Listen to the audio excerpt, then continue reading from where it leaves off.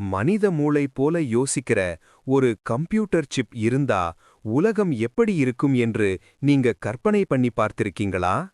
இது science fiction படங்களில வரும் கற்பனை கதை கிடையாது. இது இப்போ உண்மையில் நடக்கிற ஒரு விஷயம்.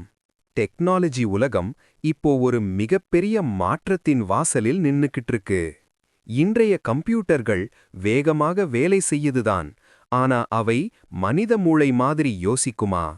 மனித மூளை ஒரு வினாடிக்குள்ள பல தகவல்களை ஒரே நேரத்தில் புரிஞ்சிக்குது. அது மட்டுமில்ல, அந்த எல்லா செயலுக்கும் ரொம்ப குறைந்த எனர்ஜி தான் பயன்படுத்துது. ஆனா இன்றைய கம்ப்யூட்டர் சிஸ்டம்கள் எப்படி? அதிக பவர் எடுத்துக்கிட்டு, அதிக வெப்பம் உண்டாக்கி, அதிக செலவோட வேலை செய்கிறது. இதனால தான் சயின்டிஸ்ட்ஸ் ஒரு கேள்வி கேட்டாங்க.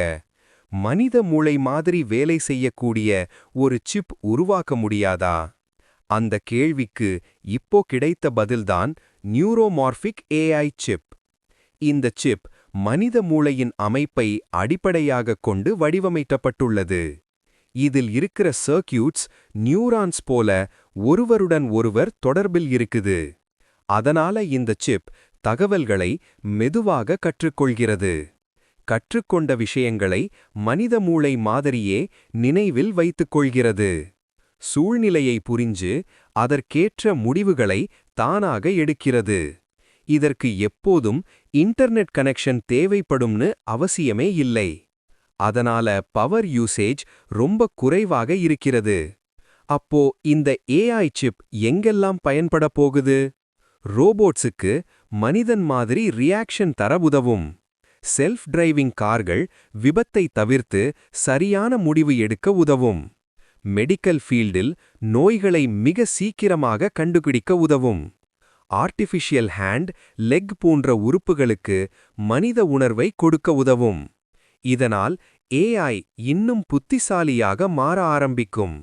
அதே நேரத்தில் மனிதர்களுக்கு ஒரு நல்ல உதவியாகவும் இருக்கும்.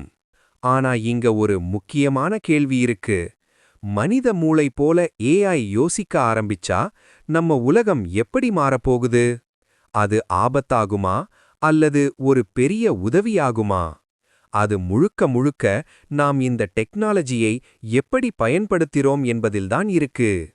இதுதான் ஏஐயின் அடுத்த கட்ட வளர்ச்சி. பிடிச்சிருந்தா லைக், ஷேர், சப்ஸ்கிரைப் பண்ண மறக்காதீங்க.